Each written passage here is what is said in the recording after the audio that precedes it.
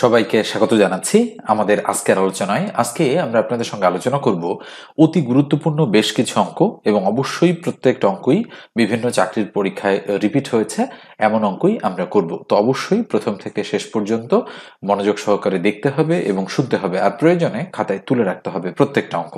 তো দেখেন, 1 নম্বর যে অঙ্কটা রয়েছে, কি বলা হচ্ছে অঙ্কটাতে, দুটি সংখ্যার যোগফল তাদের বিয়োগফলের দ্বিগুণ, সংখ্যা দুটির অনুপাত কত? তো আমরা কি করব বলেন তো দেখি।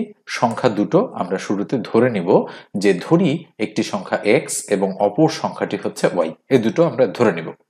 ধরে নেওয়ার পর করব কি, যেহেতু বলা হচ্ছে দুটি সংখ্যার যোগফল তাদের বিয়োগফলের দ্বিগুণ, তার মানে বলেন তো দেখি প্রশ্ন মতে আমরা দুটি সংখ্যার যোগফল মানে এক্স প্লাস ওয়াই, তাদের বিয়োগফল মানে এক্স মাইনাস ওয়াই, তাহলে এটা হচ্ছে যোগফলের দ্বিগুণ। খেয়াল করে দেখেন তো, দুটি সংখ্যার যোগফল মানে এটা, তাদের বিয়োগফলের দ্বিগুণ মানে X minus Y into two, নিঃসন্দেহে বোঝা যাচ্ছে। এবার বলা হচ্ছে সংখ্যা দুটির অনুপাত কত। সংখ্যা দুটির অনুপাত মানে আমাদের কি বের করতে হবে, X is to Y equal what, অর্থাৎ এক্স অনুপাত ওয়াই এর মান আমাদের বের করতে বলা হচ্ছে। তাহলে দেখেন, বা আমরা কি করব, এক্স প্লাস ওয়াই যা আছে ঠিক রাখলাম, এবং টু দ্বারা যদি আমরা এক্স কে গুণ করি তাহলে হবে 2x, মাইনাস টু দ্বারা ওয়াই কে গুণ করলে কি হবে, 2y। ওকে, তো বা কি হবে, এই এক্স, এই 2x এইদিকে আসলে মাইনাস 2x হয়ে যাবে, মাইনাস 2y, এই ওয়াই ওইদিকে গেলে মাইনাস ওয়াই হয়ে যাবে। তাহলে বা আমরা বলতে পারি এক্স থেকে 2x বাদ দিলে মাইনাস এক্স, আর মাইনাস 2y আর মাইনাস ওয়াই হবে মাইনাস 3y। তাহলে মাইনাস মাইনাস ক্রস করে দিলাম। তাহলে বলেন দেখি, আমরা যদি ওয়াইটাকে এই দিকে নিয়ে আসি তাহলে এক্স ভাগ ওয়াই ইকুয়াল টু কত হবে, 3 হবে। আর 3 নিচে কি আছে, মনে মনে 1 আছে। তাহলে এক্স অনুপাত ওয়াই এর ভ্যালু কত হবে, এখানে আমরা লিখি এক্স অনুপাত ওয়াই ইকুয়াল 3:1। এই যে দেখেন, মানে প্রথমে যেটা থাকে সেটা হচ্ছে আমাদের পূর্ব রাশি, নিচে যেটা থাকে সেটা হচ্ছে উত্তর রাশি, অর্থাৎ মানে লবটা প্রথমে বসে এবং হরটা পরে বসে। তাহলে 3 আর তার নিচে 1, কেননা যে কোনো সংখ্যার নিচেই তো আমাদের 1 থাকে, এই জন্য X is to Y equal 3:1, এটা হবে আমাদের অ্যাপ্রোপ্রিয়েট অ্যান্সার। নিঃসন্দেহে বুঝতে পারছেন যে কিভাবে আমরা অঙ্কটা সলিউশন করলাম। এবং এখানে দেখেন, আমরা কিন্তু অঙ্কটা আমাদের যে শীটটা রয়েছে সেই শীটে আমরা সুন্দরভাবে এটা সমাধান করে দিয়েছি, এবং শর্টকাট মেথডও আমরা এখানে কিন্তু আলোচনা করেছি যে অপশন টেস্ট করে দ্রুত উত্তর বের করা সম্ভব। খ নম্বর অপশনের সংখ্যা দুটির যোগফল তাদের বিয়োগফলের দ্বিগুণ, অর্থাৎ 3 যোগ 1 ইকুয়াল 4 এবং 3 বিয়োগ 1 ইকুয়াল 2। এক্ষেত্রে 4 2 এর দ্বিগুণ। অন্যান্য অপশনগুলো টেস্ট করে হচ্ছে আমরা দেখতে পাই যে আসলে মেলে না। তো দেখেন, আপনারা যদি অপশন টেস্টটা করতে পারেন তাহলে কিন্তু অঙ্কটা খুব সুন্দরভাবে হয়ে যাবে। তাহলে খেয়াল করে দেখেন, 3 এর একে 4, 3 থেকে 1 বিয়োগ করলে 2, তাহলে 2 এর দ্বিগুণ হচ্ছে 4। এভাবে কিন্তু আপনারা অপশন টেস্ট করেও মেলাতে পারেন। এবারে 2 নম্বর যে প্রশ্নটা রয়েছে সেটা দেখেন, বলা হচ্ছে এক্স ভাগ 0 এর মান কত? 0, 1, অসীম কোনোটিই নয়। সঠিক উত্তর কিন্তু অসীম, মানে ইনফিনিটি যেটাকে আমরা বলি, এই যে এরকম চিহ্ন দ্বারা প্রকাশ করি, সেটাই কিন্তু আমাদের সঠিক উত্তর। এবং এটা কেন হয় আমি একটু আপনাদের ধারণা দিতে চাই। এখানে দেখেন ব্যাখ্যা দেয়া রয়েছে যে শূন্য ব্যতীত যে কোনো সংখ্যাকে 0 দ্বারা ভাগ করলে তা কি হয়, অসীম হয়। এটা কেন হয় আমি বলি। তাহলে উপরে কি আছে এক্স, নিচে কি আছে 0। তো আমরা মনে মনে এক্স এর কোনো একটা ভ্যালু কল্পনা করি। তো ধরেন এক্স এর ভ্যালু হচ্ছে 10, ঠিক আছে। তো আমি বোঝার সুবিধার্থে ধরেন 10কে 10 দ্বারা ভাগ করলাম, ফলাফল হবে কত, 1। আবার 10কে আমি 5 দ্বারা ভাগ করলাম, ফলাফল হবে কত, 2। 10কে আমি 2 দ্বারা ভাগ করলাম, ফলাফল কত, 5। আবার 10কে আমি 1 দ্বারা ভাগ করলাম, ফলাফল কত, 10। আবার 10কে আমি 0.5 দ্বারা ভাগ করলাম, ফলাফল কিন্তু 20। খেয়াল করে দেখেন, আমরা কিন্তু যত হচ্ছে মানে নিচের সংখ্যাটাকে ছোট বানাচ্ছি তত কিন্তু ফলাফলটা মানে মূল ফলাফলটা বৃদ্ধি পাচ্ছে। আবার যদি 10কে আমি 0.1 দ্বারা ভাগ করি তাহলে কিন্তু দশমিক তুলে দিলে একটা 1, আর 1 এর জন্য একটা 0, 10 10 100, 100 ভাগ 1 মানে কিন্তু 100। তার মানে হচ্ছে দেখেন, অর্থাৎ নিচের সংখ্যাটা যত কমতেছে তত কিন্তু ফলাফলটা বাড়তেছে। তাহলে উপরে 10 আর নিচের সংখ্যাটা যদি 0.000001 হয়, তাহলে এটা নিশ্চয়ই অনেক বড় বা ম্যাসিভ একটা সংখ্যা হবে। অর্থাৎ নিচের সংখ্যাটা যখন কমতে কমতে একেবারে শূন্যের দিকে যাবে তখন কিন্তু এটা অসীম হয়ে যাবে। নিশ্চয়ই ধারণাটা আপনারা বুঝতে পারছেন যে এই কারণে কোনো সংখ্যার নিচে যদি আমরা মানে উপরে কোনো একটা সংখ্যা থাকবে এবং তার নিচে যদি আমরা শূন্য বসাই তাহলে সেটার মান অবশ্যই অসীম হবে। ঠিক আছে, এই ধারণাটা হচ্ছে আমরা যখন ক্যালকুলেটরে চাপবো, ধরেন ক্যালকুলেটরে আপনি 10/0 চাপলেন, অর্থাৎ 10/0 চাপলেন, তখন কিন্তু ম্যাথ এরর দেখাবে। কেন দেখাবে? কারণ হচ্ছে এটা এত ম্যাসিভ বা জায়ান্ট একটা সংখ্যা, সেটা ক্যালকুলেটর হচ্ছে মানে ভাষায় প্রকাশ করতে পারতেছে না, এবং তার মান ইনফিনিটি বা অসীম, এই জন্য কিন্তু ম্যাথ এরর দেখায়। ঠিক আছে, 3 নম্বরটা দেখেন, 3 নম্বরটা মুখস্থ টাইপের একটা প্রশ্ন, কিন্তু বারবার এগুলো কিন্তু রিপিট হয়। বলা হচ্ছে 1 মিটার সমান কত ইঞ্চি, তাই না? 25তম বিসিএস এবং 11তম বিসিএস এসেছে এবং আরো অনেকবার এসেছে। সঠিক উত্তর হচ্ছে 39.37 ইঞ্চি। 1 মিটার সমান কত ইঞ্চি? 39.37 ইঞ্চি। এবারে 4 নম্বর প্রশ্নটা দেখেন, বলা হচ্ছে কি 1 কোটিতে কত মিলিয়ন হয়? এটা অর্থ মন্ত্রণালয়ের অফিস সহকারী পদে 2011 সালে এসেছে এবং এই ধাঁচের অঙ্ক কিন্তু রিসেন্ট টাইমে বিভিন্ন চাকরির পরীক্ষায় রিপিট হচ্ছে। এখানে 4টা অপশন রয়েছে: 10 মিলিয়ন, 100 মিলিয়ন, 1000 মিলিয়ন, 0.1 মিলিয়ন। সঠিক উত্তর কিন্তু 10 মিলিয়ন। আমরা জানি 1 কোটি মানে 10 মিলিয়ন। আচ্ছা, এই মিলিয়ন বিলিয়নের হিসাবটা আমি একটু আপনাদেরকে বুঝাই।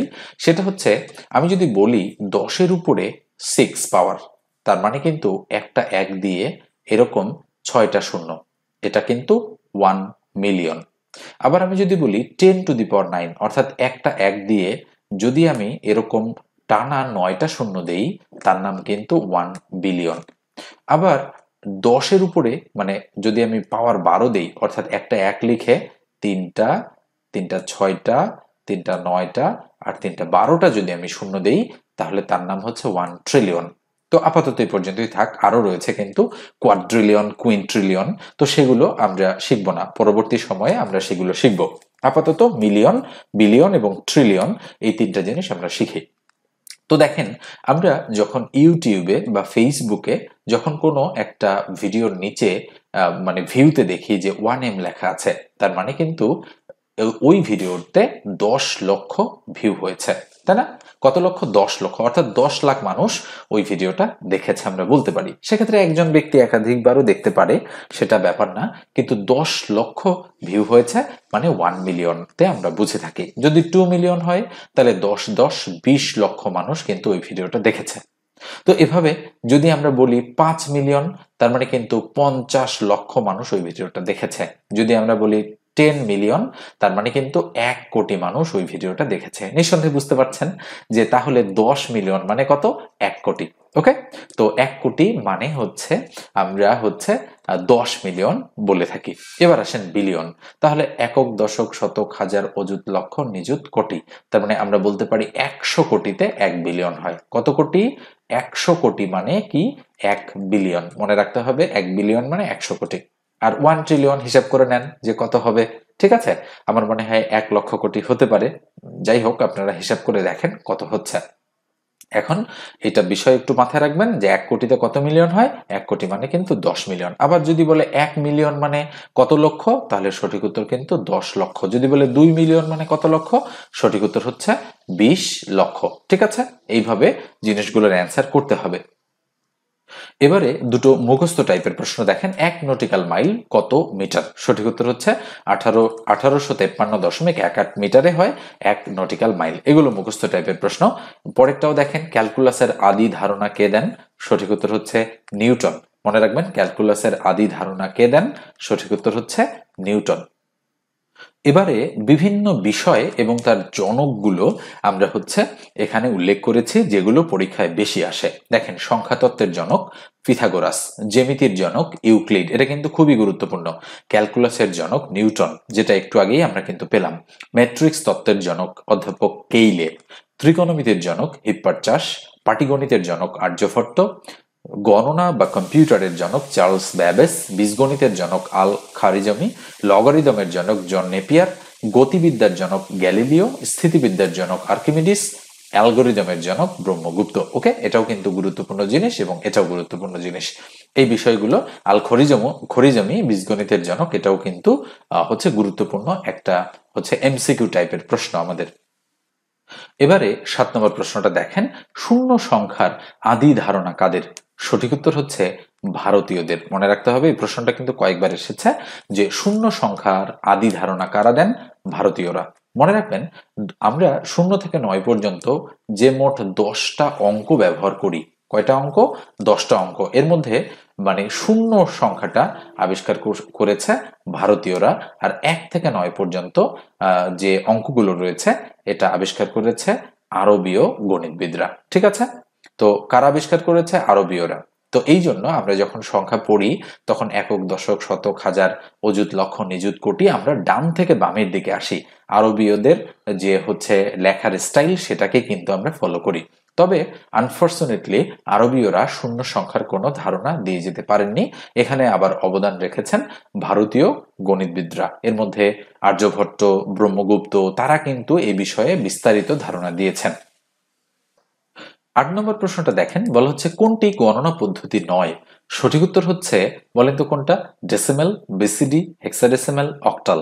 সঠিক উত্তর হচ্ছে বিসিডি কোনো গণনা পদ্ধতি নয়। বিসিডি মানে বাইনারি কোডেড ডেসিমেল।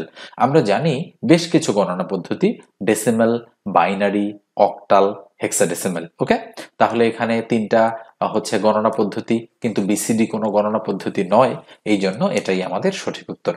পরেরটা দেখেন, পরেরটাতে বলা হচ্ছে কি যে 5 অঙ্কের ক্ষুদ্রতম সংখ্যা এবং 4 অঙ্কের বৃহত্তম সংখ্যা এর অন্তর কত? তো 5 অঙ্কের ক্ষুদ্রতম সংখ্যা কি? একটা 1 লিখে 4টা শূন্য, এটা 5 অঙ্কের ক্ষুদ্রতম সংখ্যা। আর 4 অঙ্কের বৃহত্তম সংখ্যা কোনটা? 4টা 9। এই দুটোর মধ্যে ফারাক কত বলেন তো দেখি? অবশ্যই ফারাক হচ্ছে 1। তার মানে অন্তর মানে তো বোঝেন, অন্তর মানে কিন্তু বিয়োগ। অর্থাৎ আমরা যদি বলি যে 10,000 থেকে 9,999 বিয়োগ করলে কত হয়? সঠিক উত্তর হচ্ছে 1 হয়। আপনি চাইলে বিয়োগ করে দেখতে পারেন। এখানে দেখেন আমরা বিয়োগ করে দেখিয়েছি, কত হচ্ছে? 1 হচ্ছে। পরেরটা দেখেন, 10 নম্বর যে প্রশ্নটা রয়েছে এভাবেও আসতে পারে, 6 অঙ্কের ক্ষুদ্রতম সংখ্যা ও 4 অঙ্কের বৃহত্তম সংখ্যার অন্তর কত? এটা দেখেন 13তম শিক্ষক নিবন্ধন কলেজ পর্যায়ে এসেছিল 2016 সালে। খুবই সহজ অঙ্ক, কিন্তু তারপরেও এগুলো পরীক্ষায় আসতে দেখা যায়। এবার পরেরটা আমরা 11 নম্বর প্রশ্নটা দেখি কি বলা হচ্ছে। প্রশ্নটাতে বলা হচ্ছে যে কোন সংখ্যার 7-এর 2 অংশ 64 এর সমান? তাহলে যেহেতু বলেছে কোন সংখ্যার, তাহলে আমরা ধরবো যে ধরি সংখ্যাটি হচ্ছে এক্স। এবারে প্রশ্ন মতে বিল্ড আপ করার পালা। তাহলে আমরা প্রশ্ন মতে কি লিখতে পারি? প্রশ্ন মতে আমরা লিখতে পারি কোন সংখ্যার 7-এর 2 অংশ। তাহলে আমরা বলতে পারি এক্স এর 7-এর 2 অংশ ইকুয়াল 64। এখন এখানে ক্যালকুলেশন করে এক্স এর মান বের করতে পারলেই আমাদের উত্তর হয়ে যাবে। তাহলে এক্স আর 2 গুণ করলে 2x ভাগ কত? 7 ইকুয়াল কত? 64। তাহলে বাকি দাঁড়াচ্ছে, এর নিচে 1 আছে, 1 দ্বারা 2x কে গুণ করলে 2x ইকুয়াল 7 দ্বারা 64 কে গুণ করলে 64 গুণন 7। তাহলে সুতরাং আমরা বলতে পারি x ইকুয়াল উপরে 64 গুণন 7, তার নিচে কত হবে? 2 হবে, দিয়ে দিলাম 2। তাহলে 32 দুগুণ 64, তাহলে 7 দুগুণ 14, 4 হাতে 1, 3 সাথে 21 আর 1 22, কত হচ্ছে? 224। আমরা দেখতে পাচ্ছি এক্স্যাক্টলি ঘ নম্বরে আমাদের 224 রয়েছে, তাই এটাই সঠিক উত্তর। নিশ্চয়ই বুঝতে পারছেন যে কিভাবে আমরা অঙ্কটা সলিউশন করলাম। নিশ্চয়ই দেখতে পাচ্ছেন যে শীটের মধ্যে অঙ্কটা কিন্তু সুন্দরভাবে করে দেওয়া রয়েছে। ডাক বিভাগ অফিস সহায়ক পদে 2022-এ কিন্তু এই অঙ্কটা এসেছিল। দেখেন সলিউশনটা এখানে কিন্তু সুন্দরভাবে দেয়া রয়েছে। তো এরপর যে একটু বলি, চাকরির গণিত শূন্য থেকে শিখতে আপনারা 01642702760 এই নম্বরে হোয়াটসঅ্যাপে আমার সঙ্গে যোগাযোগ করবেন। ঠিক আছে, যদি কারো শেখার ইচ্ছা থাকে। এবার পরেরটা আসেন, 12 নম্বর যে প্রশ্নটা রয়েছে, এটা রোমান সংখ্যা টাইপের একটা প্রশ্ন। আমি অলরেডি আপনাদের এটা বুঝিয়ে দিয়েছি, তারপরে আরো একবার বলি যাদের প্রবলেম রয়েছে। আমরা কিন্তু জানি রোমান সংখ্যায় এটা মানে হচ্ছে 1, এটা মানে 5, এটা মানে 10, 2টা x মানে 20, 3টা x মানে কত? 30, 3টা x তার সাথে vi মানে কত? মানে হচ্ছে 36। নিশ্চয়ই এগুলো বোঝেন, কিন্তু এর চেয়ে যদি বড় সংখ্যা দেয় তখন কিন্তু আপনারা প্রবলেম ফেস করেন। যেমন 50 মানে কি? এল, মনে রাখতে হবে এটা 50 হচ্ছে এল। সি মানে কিন্তু 100, ডি মানে হচ্ছে 500, আর এম মানে হচ্ছে 1000। এই বিষয়গুলো কিন্তু মনে রাখতে হবে। এল, সি, ডি, এম, 50, 100, 500, 1000। তো এই রোমান সংখ্যা কিন্তু একটা নন পজিশনাল সংখ্যা। মানে আমরা দশমিক, বাইনারি, অক্টাল, হেক্সাডেসিমাল যে সংখ্যাগুলো দেখি সেগুলো কিন্তু সব পজিশনাল। আর রোমান সংখ্যা একটা কিন্তু নন পজিশনাল সংখ্যা। তো এই জন্য রোমান সংখ্যা কিন্তু বর্তমানে মানে প্রায় বিলুপ্তির পথে। আমরা ঘড়ির ডায়ালে দেখতে পাই, আবার অনেক সময় পরীক্ষায় বা প্রশ্নপত্রে মানে কোনো অ্যান্সারে আমরা কোনো হচ্ছে পয়েন্টের সাব পয়েন্ট হিসাবে আমরা হচ্ছে এই রোমান সংখ্যাগুলো ব্যবহার করি। ঠিক আছে, তো কত কত বলা হচ্ছে? এম এম এম, তাহলে 3টা এম মানে কত? 3000। আর ডি মানে কত? 500, তাহলে 3500, তাহলে 3600, 3700। দেখেন সি মানে 100, তাহলে 3750। এল মানে 50, তাহলে 3750 আর 10 3760, 3770, 3777। তাহলে কোথায় রয়েছে? এই যে খ নম্বর অপশনে রয়েছে 3777। নিঃসন্দেহে বুঝতে পারছেন যে কিভাবে আমরা এই সংখ্যাগুলো হিসাব করব। এটা দেখেন ডাক অধিদপ্তরের উপজেলা পোস্টমাস্টার পদে 2010-এ এসেছে, এবং এই ধাঁচের আরো একটা অঙ্ক আমি আসতে দেখেছি, সেটা হলো 1688 লিখতে বলা হচ্ছিল। তো 1688 আমরা কিভাবে লিখবো রোমান সংখ্যায়? তাহলে এম মানে 1000, ডি মানে 500। দেখেন তাহলে 1000 আর 500 1500, আর সি মানে 100 1600।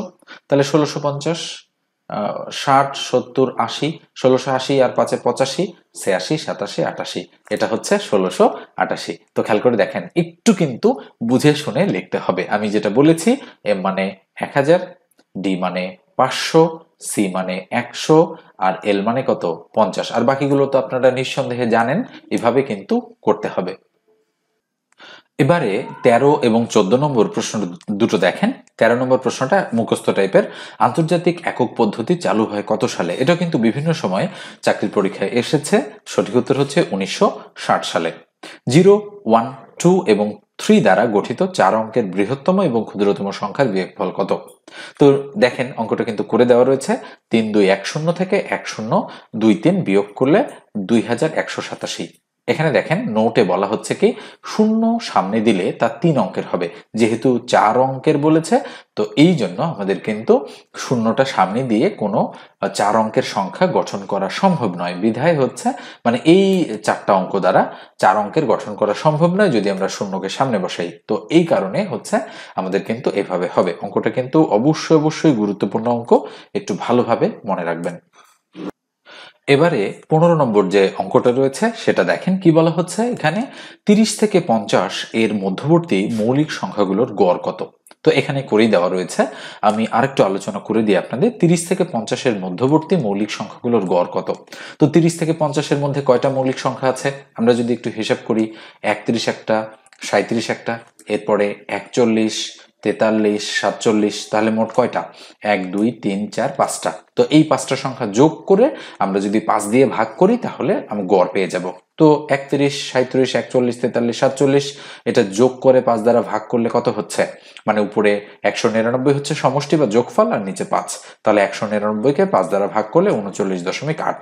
সঠিক উত্তর হচ্ছে ঘ নম্বর যে অপশনটা রয়েছে সেটা।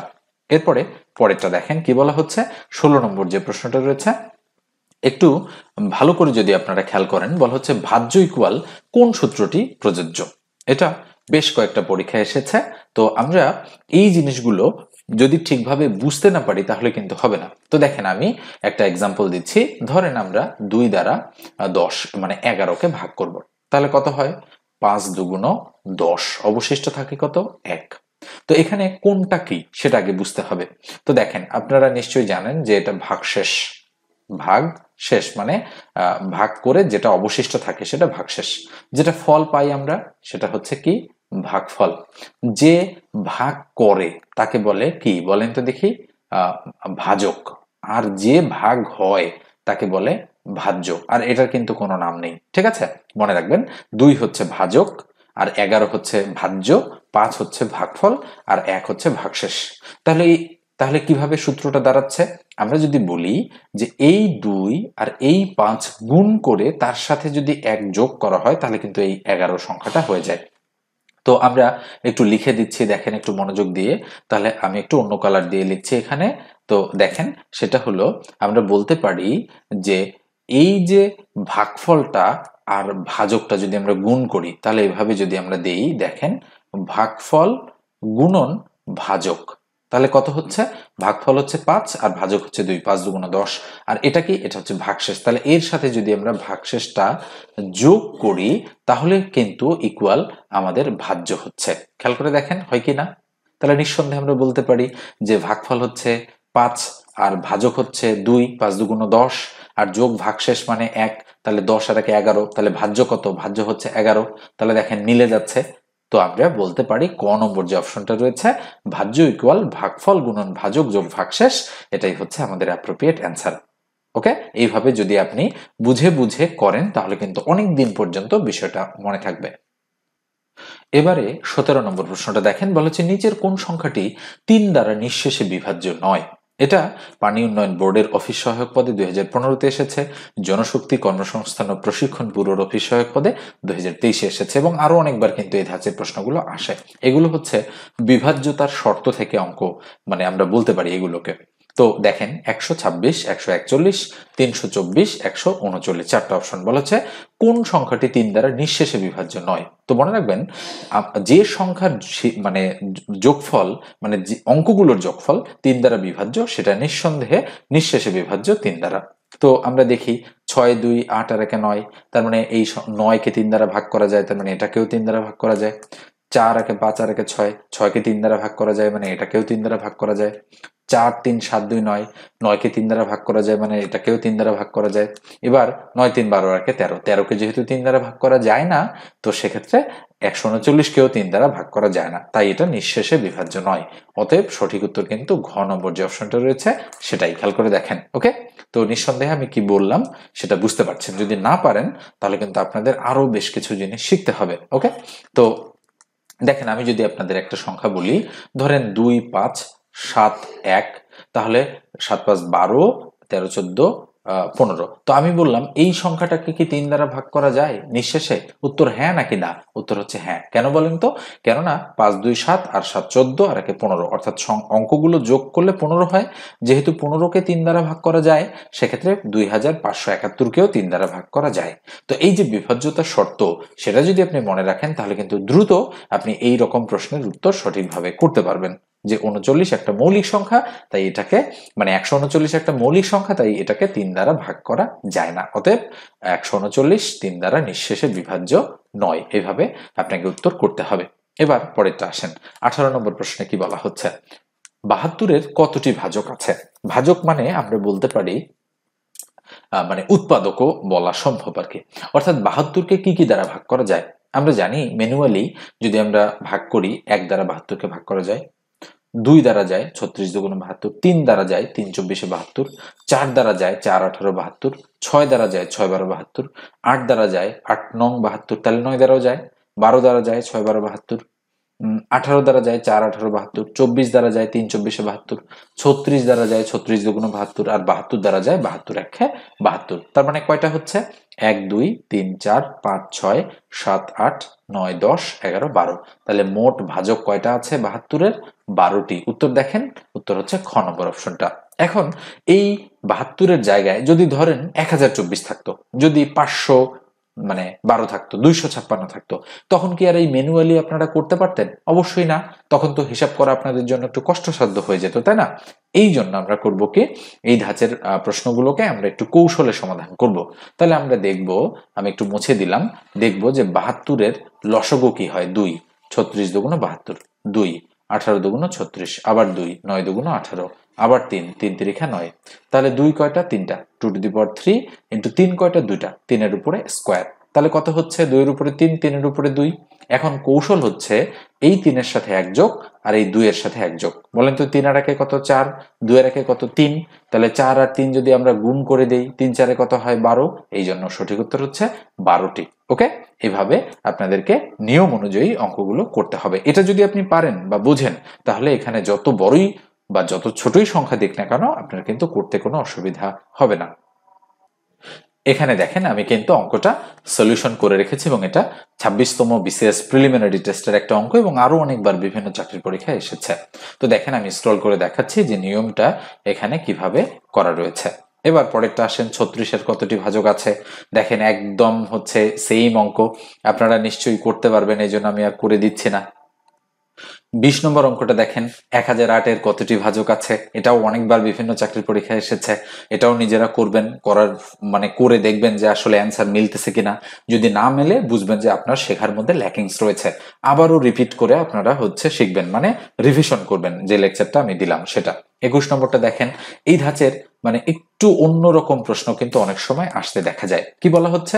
বলা হচ্ছে এক্স এর মান একটি বিজোড় সংখ্যা হলে নিম্নের কোনটির মান জোড় সংখ্যা হবে? তো এক্স এর মান বিজোড় সংখ্যা মানে কি? এক্স এর মান 1 হতে পারে, 3 হতে পারে, 5 হতে পারে, 7 হতে পারে, ডট ডট ডট যে কোনো কিছু হতে পারে বিজোড় সংখ্যা। তাহলে নিচের কোনটা অবশ্যই জোড় সংখ্যা হবে? তো আমরা একটু টেস্ট করে দেখি। তাহলে যদি আমরা ধরে নিলাম এক্স এর মান 3, ঠিক আছে? কত ধরে নিলাম? এক্স এর মান ধরেন আমরা এক্স এর ভ্যালু হিসেবে 3 কে ধরে নিলাম, যে এক্স এর মান 3 এর ক্ষেত্রে দেখি নিয়মটা প্রযোজ্য হয় কিনা। তো 3 যদি হয় এক্স এর মান, তাহলে 2x, তার মানে 3 দুগুণ 6, 6 একে 7, তাহলে এটা তো বেজোড় হচ্ছে, এটা তো আর জোড় হচ্ছে না, তাই না? তাহলে এটা উত্তর হবে না, যেহেতু বলেছে কোনটির মান জোড় সংখ্যা হবে। তাহলে 2 × x+1, তাহলে x এর মান যদি 3 হয় তাহলে 3 আর একে কত? 4, 4 কে 2 দ্বারা গুণ করলে কত হয়? 4 দুগুণ 8, তাহলে আমরা বলতে পারি এটা জোড়। পরেরটা আসেন, 2x - 1, তাহলে 3 দুগুণ 6, 6 থেকে 1 গেলে 5 থাকে, তাহলে এটাও হবে না। x - 2, তার মানে 3 এর থেকে যদি 2 যায় তাহলে 1 থাকে, তাহলে এটাও হবে না। তাহলে নিশ্চয়ই বুঝতে পারছেন যে কেন খ নম্বরটা আমাদের অ্যাপ্রোপ্রিয়েট অ্যান্সার হচ্ছে। এই যে দেখেন, এখানে কিন্তু সুন্দরভাবে সলিউশন করে দেয়া রয়েছে।